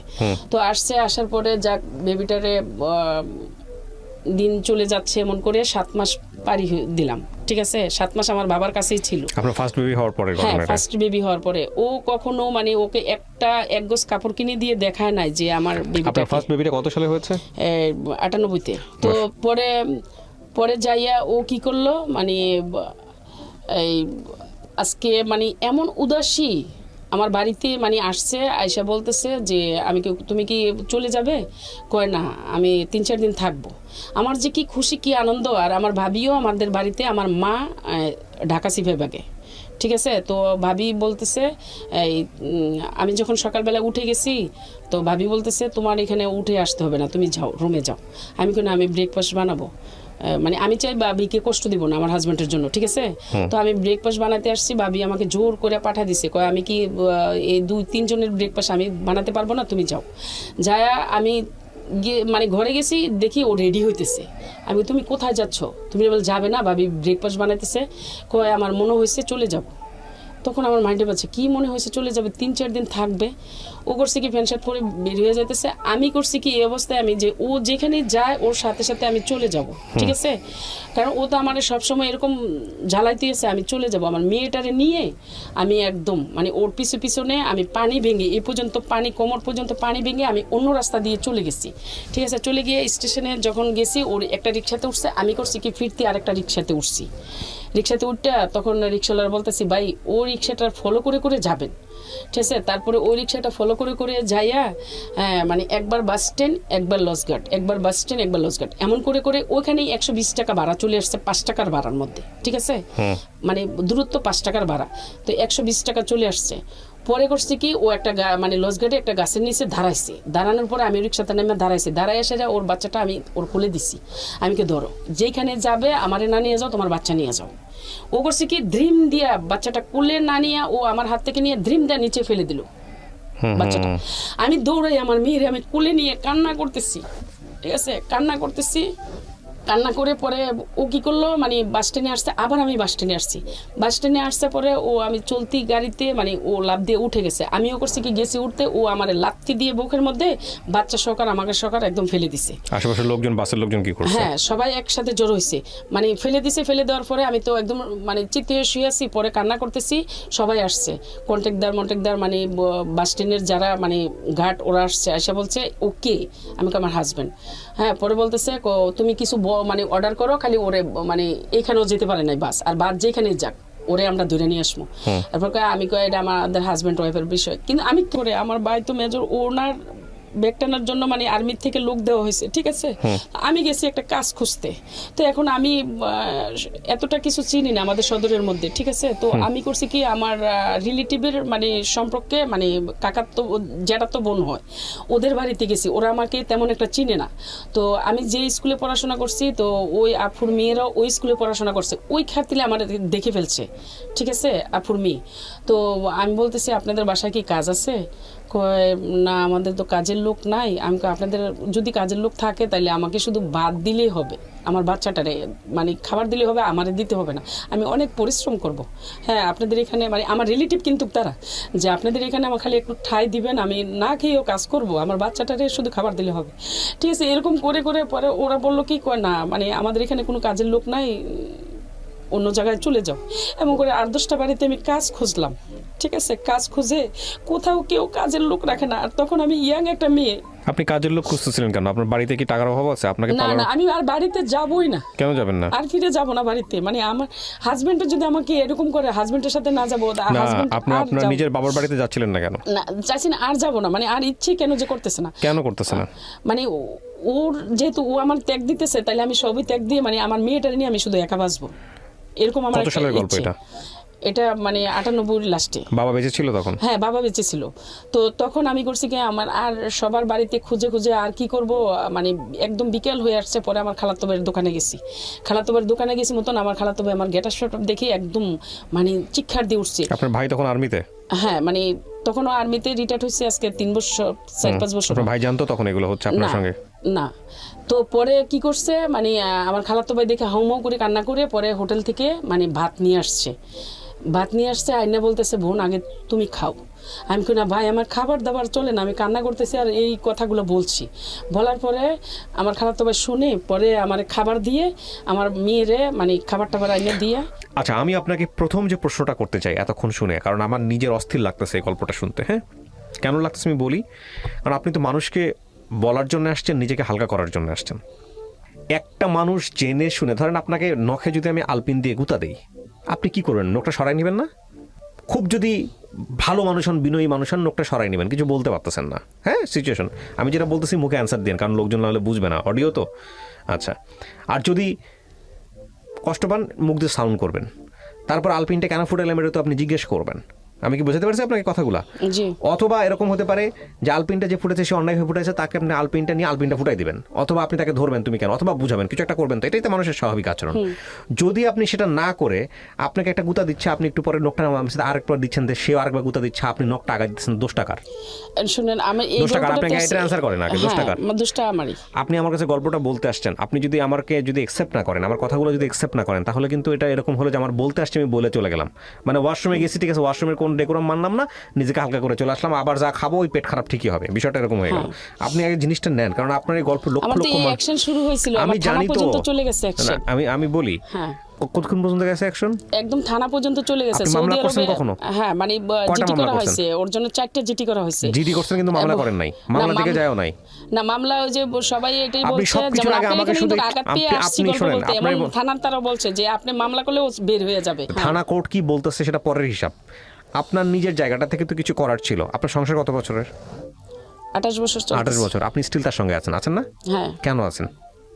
আপনি শুধু আমাকে এই প্রশ্ন জানি না, মানে কেন আছে এখনো জানি না। এইটা আপনার না জানাটা অপরাধ, এইটা না জানা কিন্তু অপরাধ। আমি আপনাকে একটা কথা, আমি আপনার সংসার ভাঙতে চাই না, বাট জীবন সর্বপ্রথম হচ্ছে জীবন। এই জীবন আপনি বলতেছেন বারবার আমার গল্প শুরু হয়েছে মাত্র, আমি নিতে পারতেছি না আপনার গল্প, কারণ আপনি জানি আপনার ফার্স্ট সন্তানটা মারা গেছে না? আপনি একটু আগে বলতেছিলেন মারা গেছে কিনা? মারা গেছে। কত বছর বয়সে মারা গেছে? তখন মানে ওর 16 বছর চলে, যখন এসএসসি দিব 45 দিন বাকি ছিল, টেস্ট পরীক্ষা মানে 2টা বাকি ছিল। আপনার এই সন্তানটা মৃত্যুর জন্য কি আপনার হাজবেন্ড দায়ী? আমার হাজবেন্ড দায়ী। আপনি বলতেছেন, আপনি মা হয়ে কিন্তু এটা বলতেছেন, লক্ষ লক্ষ আপনি কিন্তু আল্লাহর কাছে দায়ী থাকবেন এই কথা বলার জন্য। আমি আল্লাহর কসম, মানে কোরআনটা এখানে নিয়ে 2টা কোরআন 2 জায়গায় নিয়ে বলবো যে আমার হাজবেন্ড দায়ী।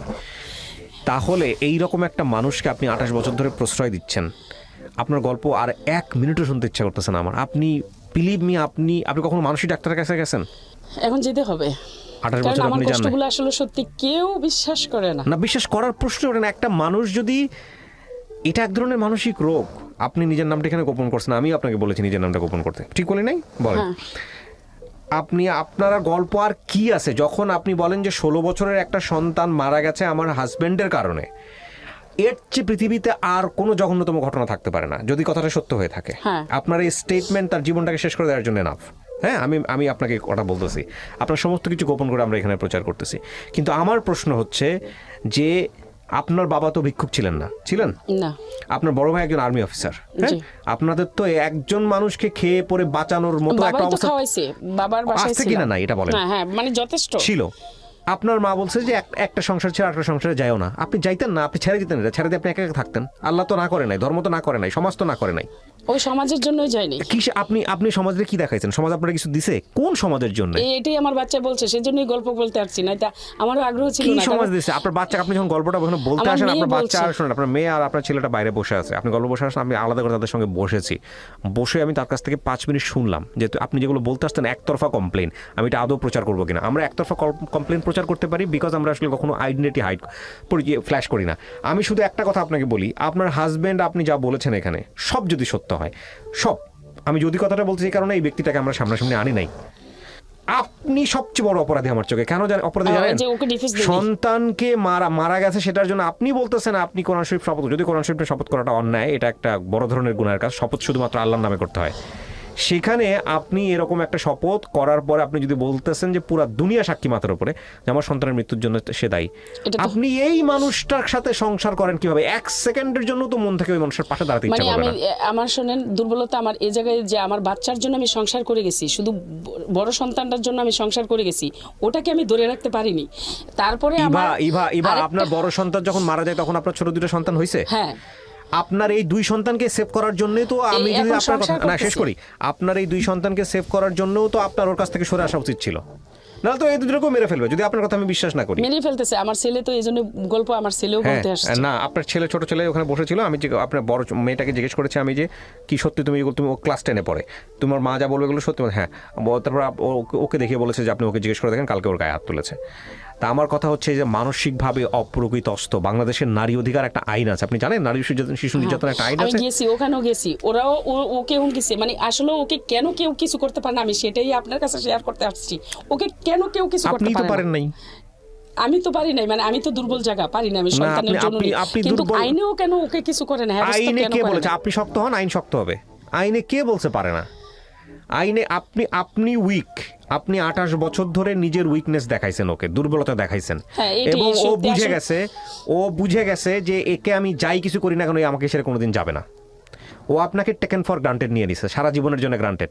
আপনাকে ও মারবে, কাটবে, হ্যাঁ, সব কিছু ক্ষতি করবে, তারপর আপনি ওকে ছেড়ে যেতে পারবেন না। আপনার ওই মানসিক দাসত্ব বুঝে গেছে, যে কারণে আপনার কথাগুলো যদি সত্যি হয়ে থাকে, যে কারণে ও আপনাকে যাচ্ছে তাই মতো ইউজ করতেছে, মিথ্যে বলি নাই, তাইলে যেভাবে খুশি সেভাবে ইউজ করতেছে। শোনেন, এখানে একটা কথা বলি, আজকের এই গল্পটা প্রচার কেন করলাম এখানে, আমি একটা কথা বলি আপনাদের সবাইকে, ইনক্লুডিং মি। আমি কোনো মহামনীষী টাইপের মানুষ না, আমি শিখতেছি, জানি, বুঝি, শুনি, সেখান থেকে বলি। আমি যে সত্য মানে পারফেক্ট তাও না। আমি একটা জিনিস বুঝি, সম্পর্কের জায়গাটাতে যখন এক পক্ষ বুঝে যায় যে আরেক পক্ষ আমি যাই কিছু করি না কেন সে আমাকে ছেড়ে যাবে না, হ্যাঁ, যাই কিছু করি না কেন এ আমার পায়ের কাছে পড়েই থাকবে, তখন সে তাকে সারা জীবনের জন্য টেকেন ফর গ্রান্টেড নিয়ে যায়, ওই ফুটবলের মতোই খেলতে থাকে।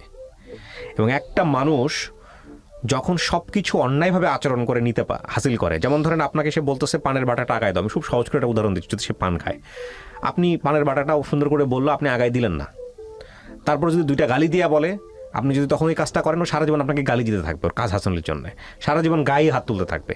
এটা ওর প্র্যাকটিস যদি হয়ে থাকে তাহলে ডেফিনেটলি ও এখান থেকে সরবে না, তাহলে ডেফিনেটলি ওখান থেকে সরবে না।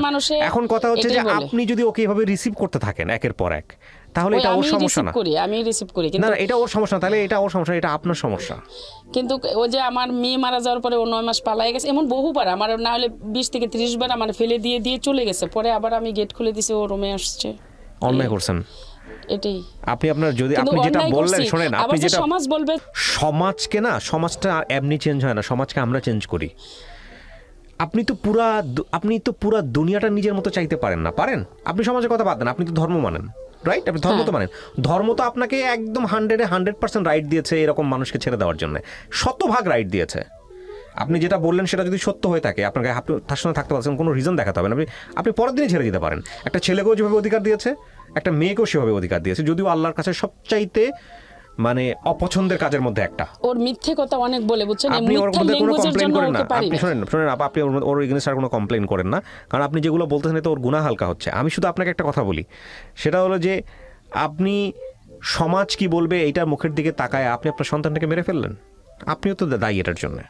না, আমি তো বাসায় ছিলাম না। না না, আপনি দায়ী। আপনি কেন দায়ী আমি বলি আপনাকে। একটু একপটা বলার মানে কি যে আমার কত বড় কষ্টে বুকের ভিতরে চাপা নিয়েছি। আমি 8টা ডায়েরি লিখছি, ঠিক আছে, আর লিখতে পারছি না, ক্লান্ত আপনি হয়ে গেছি। 8টা ডায়েরি লিখেছেন, 16টা ডায়েরি লিখেছেন, 25টা ডায়েরি লিখেছেন, আপনি আরো ডায়েরি সারা জীবন ধরে লেখেন, এটা কোনো ইম্প্যাক্ট তৈরি করে? না, আমার দেখেন ইভা, আমি একটা কথা আমি বারবারই বলি, আপনার এই কষ্টটা বাড়তেই থাকবে, হ্যাঁ, ডাইমেনশন চেঞ্জ হতে থাকবে। কষ্টের জায়গাটা এখন অন্যদিকে ঘুরে গেছে না। আপনার সন্তানদেরকে আপনারা বেটার ফিউচার দিতে পারছেন?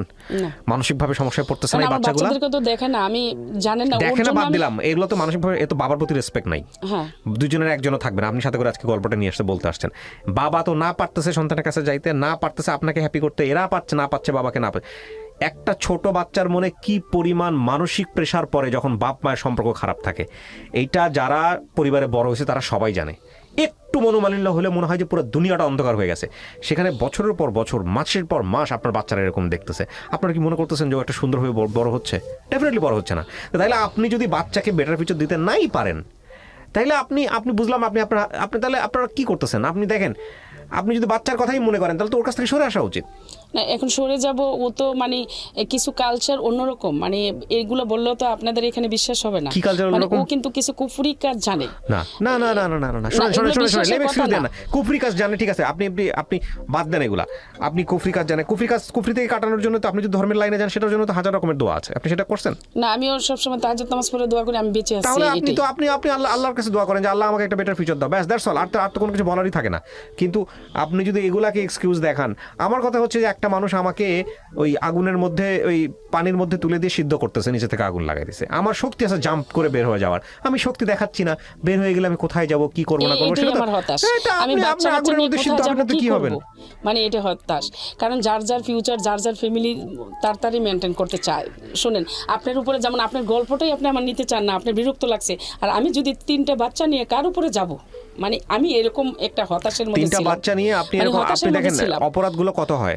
অপরাধ যখন মানুষ সহ্য করতে থাকে তখন অপরাধের শিকড় এত বেশি শক্তিশালী হয়ে যায় যে ওখান থেকে মানুষ আর বের হতে পারে না। প্রথম বাচ্চাটা যখন এরকম একটা ঘটনা ঘটলো তখন যদি আপনি বের হয়ে আসতে পারতেন, প্রথম বাচ্চা হওয়ার আগে যদি আপনি বের হয়ে আসতে পারতেন, বের হয়ে আসার অনেকগুলো চান্স ছিল। যে মানুষ বিয়ের 2.5 ঘন্টার মধ্যে গায়ে হাত তোলে সে যে একটা মানুষ না, সে যে একটা অমানুষ, সে যে একটা সেন্সলেস টাইপের পারসন, যদি আপনার কথা সমস্ত সত্যি হয়ে থাকে। আমি একদম বারবার কোরআন বলতেছি, খেয়ে বলছি সত্যি, কোরআনের তাহলে এই পানি মানুষটার খেয়ে সঙ্গে বলছি। 28 বছর যে সংসার করে তার চেয়ে তো খারাপ মানুষ সে। আমার দৃষ্টিভঙ্গি তো হচ্ছে সেটা। খারাপই, এলাকার মানুষও কেউ বলে না ভালো, ওর আত্মীয় স্বজন, ওর ভাগ্নেও বলে কই লাত্তি দিয়ে বের করে দাও, লাত্তি দিয়ে বের করে দাও। আপনার মানে আপনার আপনি আমার কথা হচ্ছে এটা কেন করতেছেন? আমি দেখেন ইভা, আপনার মতো সমাজে ইভা অসংখ্য আছে। রুটি রুজি আল্লাহর হাতে, আল্লাহ রিজিকের ব্যবস্থা করে রাখছে। একটা মানুষের কন্টিনিউ অপরাধ করে যাবে, আপনি সেটা মুখ বুজে করে সহ্য করে যাবেন, এমন তো না যে। মেয়ে বলেই শুধু সহ্য করে গেছি, নাহলে আসলে আর্থিক অবস্থা দুর্বলতা বাপের বাড়িতে নেই, ঠিক আছে। আমি এই গল্পটা এই কারণে প্রচার করতেছি আজকে। দেখেন ইভা কেবলমাত্র সূচনা করেছিল, আমি পুরো গল্পটা নিতে পারলাম না এখানে, আমি নিতে চাইও না, কারণ আমার বাচ্চাদেরকে এখন আমার মেজো ভাই মানে হেল্প করে। আচ্ছা, আমি বৈষয়িক বিষয়তে যাচ্ছি না, আমি শুধু দেখাচ্ছি যে এইরকম একটা মানুষের সঙ্গে অনেক অনেক আমাদের সমাজের মেয়েরাই মুখ বুঝে অনেক কিছু সহ্য করে স্টে করে। এটা যেমন সত্য, এটা একটা মেয়ের জায়গা থেকে যেমন সত্য, এটা একটা ছেলের জায়গা থেকেও সত্য। এখানে ইভারা এসে বলে মনে করার কোনো কারণ নাই যেটা একজনের ছেলের জীবনে হতে পারে না। অনেক ছেলেই আছে তার মান সম্মানের কথা ভেবে মাসের পর মাস, বছরের পর বছর এরকম তার জায়গা থেকে তার মতে অমানুষ, কিন্তু তারপরও সে সংসার করে যায়। ছেলেরা আসলে ভাবে বলতে চায় না। আর ছেলেদের ওই যে বললো যে সমাজ কি ভাববে, সমাজের চোখে আমরা সমাজটাকে এমনভাবে তৈরি করেছি, ছেলেদেরকে রেখেছি দানবের জায়গায়। মানে একটা ছেলে কখনো কাঁদতে পারবে না, একটা ছেলে কখনো অন্যায় করতে, একটা ছেলেকে একটা মেয়ে অন্যায় করতে পারে বা একটা মেয়ে অত্যাচার করতে পারে, একটা ছেলে এটা যদি কারোর কাছে গিয়ে বলে, থানাতে গিয়ে বলে, থানা বিশ্বাস করে না, মানুষের কাছে আসলে মানুষ হাসাহাসি করে। মানে ছেলেটাকে আমরা এমন একটা জায়গায় রেখেছি, এবং সেই সুযোগটাও যে একটা মেয়ে বা একটা নারী সংসারে নেয় না তা কিন্তু না, অনেক সময় নেয়। এবং একইভাবে একটা মেয়ের ক্ষেত্রেও এটা সত্য হতে পারে। অদ্ভুতভাবে আমাদের সমাজ কাঠামো কিংবা রাষ্ট্রীয় কাঠামো কিংবা আইনি কাঠামো এমনভাবে একটা ইমব্যালেন্স জাস্টিস করে রেখেছে, এই জায়গাটার একটা বড় ধরনের পরিবর্তন দরকার। এবং পরিবর্তনের সূচনাটা তখনই শুরু হবে যখন মানুষ স্পিক আউট করবে, যখন বেশি বেশি করে এই জিনিসগুলো বাইরে আসবে, এবং যখন বেশি বেশি করে মানুষ তাড়না অনুভব করবে, তখন এই জায়গাগুলোর পরিবর্তন হবে। ডেফিনেটলি সামাজিক যোগাযোগ মাধ্যমে এখানে একটা বড় ধরনের ভূমিকা রাখছে।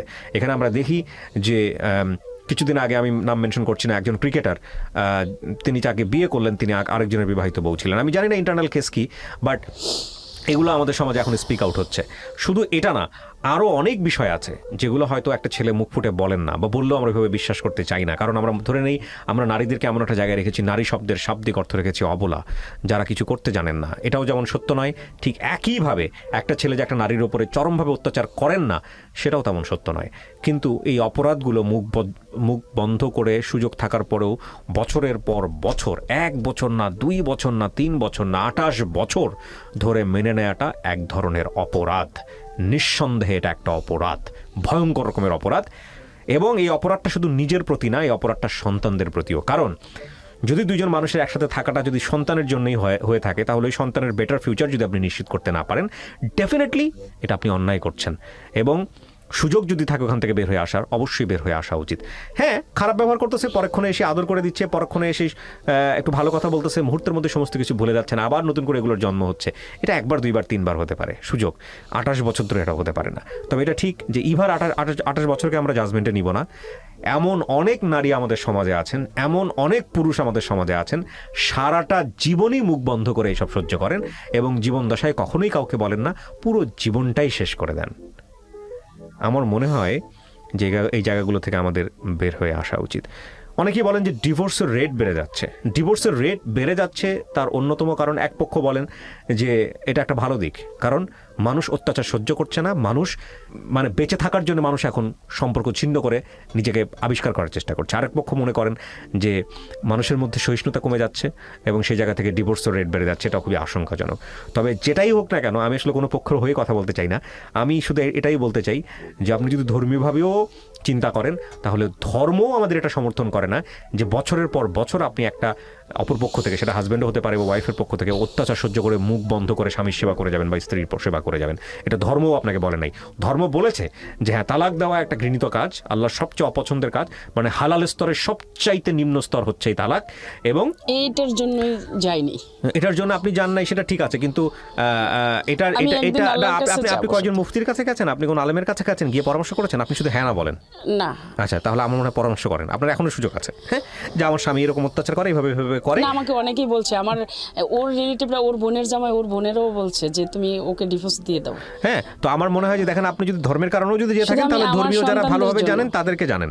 কারণ আপনি গল্পটা শুরু করেছিলেন মাত্র, আমি নিতে পারতেছি না। সোজা বাংলায় যদি বলে নিতে, আমার মগজের মধ্যে না, আমার মনে হচ্ছে ক্রিয়া প্রতিক্রিয়া হচ্ছে যেটা নেয়ার মতো না। কারণ আমার কাছে মনে হচ্ছে যে এক সাইড ভাবে একটা মানুষকে ভাবে দায়ী করেই যাচ্ছে, তাহলে আমি সহ্য করব কেন? দায়ী করছি না, ওর অন্যায়গুলো ফেস করছি। এক্স্যাক্টলি, আপনি কেন সহ্য করবেন? আমার কোশ্চেনটা হচ্ছে কেন সহ্য করবেন? কেউ তো আপনাকে বলে না। সত্যি আমাকে যদি কেউ ভালো করে, মানে একদম অন্যরকম ভাবে স্যান্ডেল দিয়ে পিটাই দিত, ইভা, না ইভা, আপনি এখানে বলে আপনি কান্নাকাটি করবেন, আপনি আজকে হালকা হয়ে যাবেন, সোজা আবার বাসায় চলে যাবেন। আজকে আপনি বাসায় যাবেন, গিয়ে আপনি ওই লোকটার দ্বারা অত্যাচারিত হবেন। আপনি গিয়ে ধরেন অত্যাচারিত হচ্ছেন, আপনার ওই কষ্টগুলো আবার জমা হচ্ছে, আবার কোথাও গিয়ে হালকা হবেন। আবার জীবনটা তো এটা না। আপনাকে যারা অল্প বয়সে বিয়ে দিয়েছে তারা একটা বড় অপরাধ করেছে। তবে এটা ঠিক যে অল্প বয়সে মেয়ে বিয়ে হলেই যে মেয়েটা খারাপ থাকে, তা বিষয়টা এরকম না। অনেক পরিণত বয়সে। তবে আমি বলি, আমি কিবরিয়া ব্যক্তিগতভাবে একটা কথা বলি, আমার নিজের একটা মেয়ে আছে, দোয়া করবেন ওর জন্য। দেখছেন হয়তো ফেসবুকে। আমি সবসময় একটা কথা বলি, সেটা হচ্ছে আল্লাহ যাতে আমাকে তৌফিক দেয় যে আমার মেয়েকে আমি স্বশিক্ষায় সুশিক্ষিত করে, আমি জানি না তো ফিউচার কি হবে, বাট আমি দোয়া চাই সবার কাছ থেকে, ও নিজের পায়ে দাঁড়াক, ও নিজে ইনকাম করা শিখুক, ওই অবস্থায় ও সিদ্ধান্ত নিক, হ্যাঁ ধর্মমতে অবশ্যই, যে ওর জীবনসঙ্গী হিসেবে কাকে নিবে বা আমরা কাকে দিব। কারণ একটা মেয়ের সবচেয়ে বড় দুর্ঘটনা কারো কোথায় ঘটে জানেন? যখন একটা মেয়ের নিজের ইনকামের কোনো ব্যবস্থা থাকে না, নিজের পায়ে দাঁড়ানোর কোনো ব্যবস্থা থাকে না, ডিসিশন নেবার ক্ষমতা থাকে না, এবং সেই অবস্থায় যখন একটা মানুষের সংসারে সে যায়, তারপরে সে অত্যাচারিত হলেও এগুলো মুখ বন্ধ করে বছরের পর বছর সহ্য করতে থাকে। আমি আপনাদেরকে বলবো, যারা কন্যার পিতা আছেন, ছেলের চাইতে বেশি গুরুত্ব দেবেন আপনারা এই জায়গাটায়। কারণ আমাদের সমাজটা তো পুরুষতান্ত্রিক সমাজ, এবং সেই জায়গাটায় একটা মেয়েকে বেশি প্রায়োরিটি দেন শিক্ষার দিক থেকে এবং স্বনির্ভরতার দিক থেকে। যেভাবেই হোক না কেন, যদি চাকরি না করেন, ব্যবসা করান, চাকরি ছাড়াও পৃথিবীতে বহু ইনকামের রাস্তা আছে। আমাদের সমাজের দিকে শুধুই তাকাই। অ্যাটলিস্ট ও বৈধ উপায়ে আয় করতে পারে সেরকম একটা জায়গায় ওকে দাঁড় করানোর পরে তারপরে ওকে বিয়ে শাদী দেন, যাতে করে ও জীবনে কেউ যদি ওর সাথে অন্যায় করে ও যেন সিদ্ধান্ত নিতে পারে।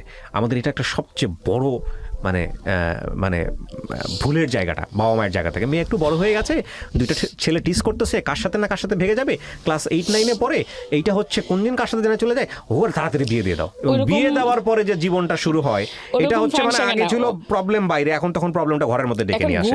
গুলটের আওয়াজ শুনে মানে বিয়েটা হয়েছে, ঠিক আছে, ওরকম সিচুয়েশন মানে হয়তো আপনার জন্য হয়নি বা অনেকের জন্য এরকম হয়, সেই জন্যই বলছি। সো এইবার আমি দোয়া করি, আমি সবসময় একটা জিনিস বিশ্বাস করি, ভাগ্যে বিশ্বাস করি, আমি আপনার জন্য দোয়া করি যে আল্লাহ চাইলে কালকের মধ্যেই হয়তো সবকিছু পরিবর্তন সম্ভব। হবে না, কারণ 28 বছর হয়েছে না। না না না, আমি আপনার জীবনের কথা বলতেছি, সে যে কোনো ভাবেই হতে পারে। আমি প্রিয় দর্শক এবং শ্রোতা আপনাদেরকে ধন্যবাদ জানাই যে আমার সঙ্গে এতক্ষণ আপনারা ছিলেন। বা আপনাকেও ধন্যবাদ। আমি অত্যন্ত দুঃখিত পুরো গল্পটা আমি নিতে পারলাম না, এই 4-5 ঘন্টায় আপনার গল্প শেষ হবে না আমি জানি, এটা আমি নিশ্চিতভাবে বলতে পারি। এবং তবে এটা ঠিক যে জীবনে যদি একদিনও সময় থাকে নিজেকে সঠিক পথে নেবার, সেটাই সঠিক সিদ্ধান্ত হবে অন্তত সন্তানের জন্য, সেটা যেই হোক না কেন, সিদ্ধান্ত আপনার। সঠিক সময় আর কি হবে, এখন তো ডিভোর্স দেওয়ার সময় না না, আমি ডিভোর্সের কথা বলবো না, সঠিক সিদ্ধান্ত আপনার সন্তানের জন্য, যেটা আপনার বেটার মনে হয়। মানে এইটাই তো সঠিকটাই তো পালন করলাম, যে ওর সবকিছু মুখ বুঝে সন্তানের জন্য। না, এটা সেটা ডেফিনেটলি না। অ্যাটলি আমি এটা যদি ওরকম রেগুলার প্র্যাকটিস হয়ে থাকতো, আমি ওকে পুলিশ দিয়ে ধরে হলেও আমি বলতাম যে ওকে যে কোনো ভাবেই হোক ওকে পুলিশ কাস্টাডি নিতে হবে, ওর বিচার হোক, যা ও করছে। পুলিশেরও আসছে, পুলিশদেরকেও কি বলেন, বাংলাদেশের নারী নির্যাতন আইন যে পরিমাণ শক্তিশালী আইন, আমি আর বিচার কোথাও পেলাম না। আমি রিয়েলি সরি, আমি পারলাম না এই জায়গাটায় আপনার সঙ্গে একমত হতে। আমি প্রিয় দর্শক এবং শ্রোতা আপনাদেরকে ধন্যবাদ জানাই। আমি শুধু বলি যে এই রকম ঘটনা আপনার জীবনে যাতে না ঘটে সেজন্য নারীদেরকে স্বাবলম্বী করুন এবং সুন্দর শিক্ষাদান করুন। এবং একই সাথে পুরুষদেরকেও বলবো স্পিক আউট করা দরকার, কারণ এই সংসার জীবন যদি মানে সংসারটা আমরা করি কেন, ফর বেটার ফিউচার, শান্তির জন্য, মেন্টাল পিসের জন্য, সেটাই যদি না হয় এবং যোগ বিয়োগ যদি নাই মেলে,